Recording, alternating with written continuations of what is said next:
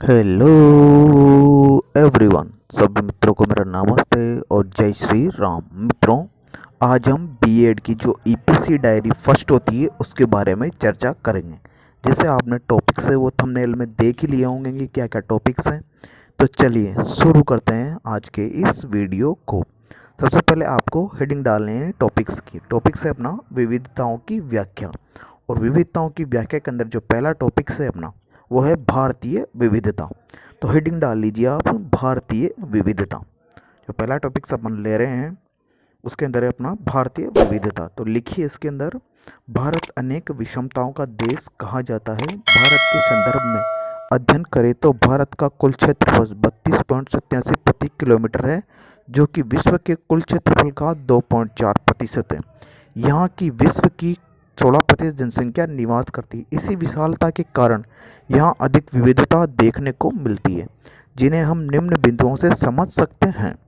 जो आपका जो पहला बिंदु है वो है, पहला बिंदु हेडिंग डाल लीजिए पहले बिंदु की भूवैज्ञानिक दृष्टि से। तो पहले बिंदु की हेडिंग डाल लीजिए और इसके अंदर आप लिखिएगा भूवैज्ञानिक दृष्टि में। तो आपको भारतीय विविधता समझ में आ गई होगी। इसके बाद में जो आपका पहला बिंदु है उसमें लिखिए, इस दृष्टि से भारत में अत्यधिक भिन्नताएं देखने को मिलती है। दक्षिण का प्रायद्वीपीय पठार विश्व के प्राचीनतम स्थलखंड अर्थात गोंडवाना काल की श्रेणी से निर्मित है। यहाँ धात्विक खनिजों में बदलता है। वहीं उत्तर में हिमालय नवीन पर्वत है जो कि अवसादी चट्टानों से निर्मित है, जिसमें जीवाश्म खनिजों की अधिकता है। इसके पश्चात में द्वितीय जो बिंदु आता है वो है जलवायु की दृष्टि से। तो हेडिंग डालिए जलवायु की दृष्टि से। इसमें लिखिएगा आप, भारत में जहाँ पूर्वोत्तर राज्य के मेनिसरा में 1392 सेंटीमीटर वर्षा होती है, वहीं पश्चिम राजस्थान में 15 सेंटीमीटर से लगभग कम वर्षा देखने को मिलती है। इसी प्रकार तापमान के संदर्भ में अध्ययन करेंगे अपन इसके अंदर। यहाँ पर देख लीजिए 13.92 सेंटीमीटर वर्षा, ये 1300 नहीं है। उसके पश्चात तो उत्तरी भारत में शीत ऋतु का तापमान अधिक तथा हिमांक पहुँच जाता है। वहीं दक्षिण भारत का जो तापमान है वह 20 डिग्री से 22 डिग्री सेंटीग्रेड तक हो जाता है। इसके पश्चात में जो तृतीय बिंदु आता है वह है आपका सामाजिक विविधता। इसमें लिखिएगा आप, भारत में विश्व धर्मों व जातियों के लोग निवास करते हैं, जैसे जैन हो गए, हिंदू हो गए, मुस्लिम हो गए, सिख हो गए, ईसाई हो गए, बौद्ध हो गए आदि। भाषाओं में भी अंतर पाया जाता है। भारत में 1500 बोलियां बोली जाती है, जिनमें से 22 को ही राष्ट्रीयता का मान्यता प्राप्त है। इसके पश्चात में चतुर्थ बिंदु आता है सांस्कृतिक विविधता। इसमें लिखिएगा, भारत में सांस्कृतिक विविधता की दृष्टि से विविधता मिलती है। यहाँ भाषा, रीति रिवाज, रहन सहन, खान पान, संगीत, कला आदि सभी क्षेत्रों में विभिन्नता पाई जाती है।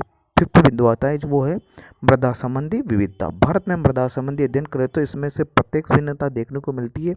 जहाँ पर पश्चिमी राजस्थान में रेतीली मृदा पाई जाती है, उत्तर प्रदेश में जलोढ़ कास्ट, ये आदि सारी चीज़ें आप इसमें से लिख लीजिएगा। इसके पश्चात में जो अगला पॉइंट आता है आपका वो है व्यावसायिक विभिन्नता। व्यावसायिक विभिन्नता में आप लिखेंगे, भारत में आर्थिक विकास के क्षेत्र में विभिन्नताएं देखने को मिलती हैं। मृदा की प्राकृतिक जलवायु, सिंचाई के साधनों की उपलब्धता में अंतर, नगरों का विकास, जनसंख्या विवरण व औद्योगिक विकास में विविधता पाई जाती है। इसके पश्चात जो आपका निष्कर्ष है वो निष्कर्ष निकल के आता है यहाँ से, भारत के उत्तर में हिमालय, दक्षिण में सागर, पूर्व में जंगल और पश्चिम में रेगिस्तान है। अर्थात भौगोलिक दृष्टि से विविधताओं से युक्त होने के साथ साथ सामाजिक व सांस्कृतिक विविधताओं से भी युक्त है। इसके पश्चात में जो आपका पहला टॉपिक है वो यहीं पे समाप्त होता है।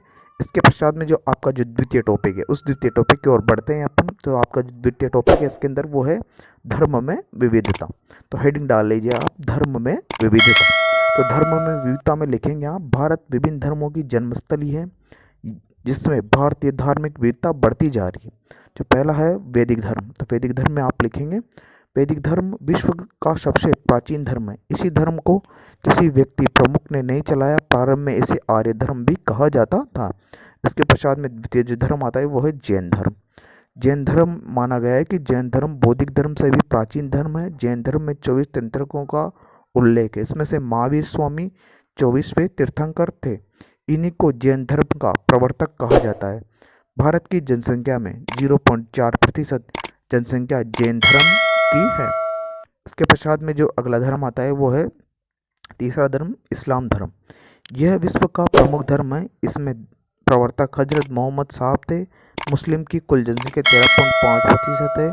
इसका संकेंद्रण भारत में उत्तर प्रदेश, जम्मू कश्मीर, पश्चिम बंगाल, केरल व कुछ क्षेत्रों का लक्षद्वीप में आया जाता है। इसके पश्चात चौथा धर्म आता है, वो है बौद्ध धर्म। बौद्ध धर्म मिल गया। बौद्ध धर्म के प्रवर्तक गौतम बुद्ध थे।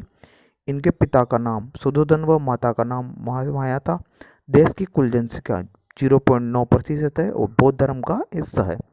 इसके पश्चात में जो आपका जो पांचवा धर्म आता है वो है सिख धर्म। तो सिख धर्म में आप लिखिएगा, सिख धर्म के संस्थापक गुरु नानक देव थे।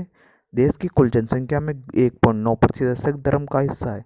सिख धर्म का उदय हिंदू धर्म की बुराइयों को दूर करने के लिए हुआ था। तो ये हो जाएगा आपका पांचवा सिख धर्म। इसके पश्चात में आगे लिखेंगे आप, हेडिंग डाल लीजिएगा निष्कर्ष। तो निष्कर्ष क्या आता है, तो लिखिए निष्कर्ष में, भारत एक विविधताओं का देश है। यहाँ विभिन्न जाति, धर्म, संप्रदाय आदि के लोग निवास करते हैं। फिर भी आज़ादी के बाद से यहाँ देश एक सूत्र में बंधा हुआ है। यही भारत की राष्ट्र भावना का प्रतीक है। तो मित्रों, अगर आपको वीडियो अच्छा लगा हो तो प्लीज़ वीडियो को लाइक करें, शेयर करें और चैनल को सब्सक्राइब जरूर करें और घंटी वाले आइकन को दबाना ना भूलें। मित्रों, अगर आपको किसी वीडियो या किसी पढ़ाई से संबंधित किसी भी बारे में कोई भी समस्या है तो प्लीज़ कमेंट बॉक्स में कमेंट ज़रूर करें। Thanks for